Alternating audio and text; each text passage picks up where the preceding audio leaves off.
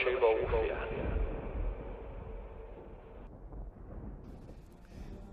waxaynu ramadaan qabanno laba shay baa ugu fiican mid waa inaynu dembiga iska maydhno midna waa inaynu darajaadka kor u korno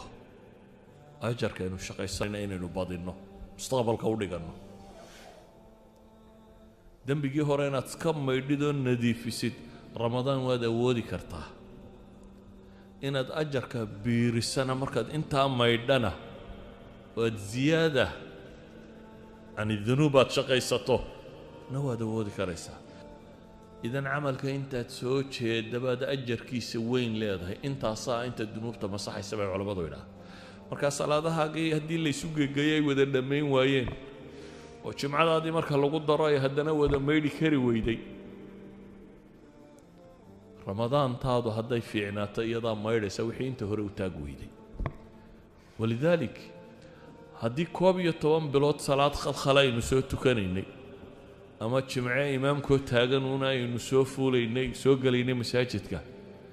aan isku dayno bisha tan inay noqoto bishii aynu tirtiri lahayn wixii camal inaga tegayo dhan wixii dunuub inaga dhacday horoo dhan bil aynu tirtiro وحديث صحيح وحليه كل عمل ابن آدم يضاعف له الحسنة ب10 أمثالها إلى 700 ضعف قال الله سبحانه إلا الصوم فإنه لي وأنا أجزي به عمل كستو قفك السمايستو الله لبلا بيا طبعا شير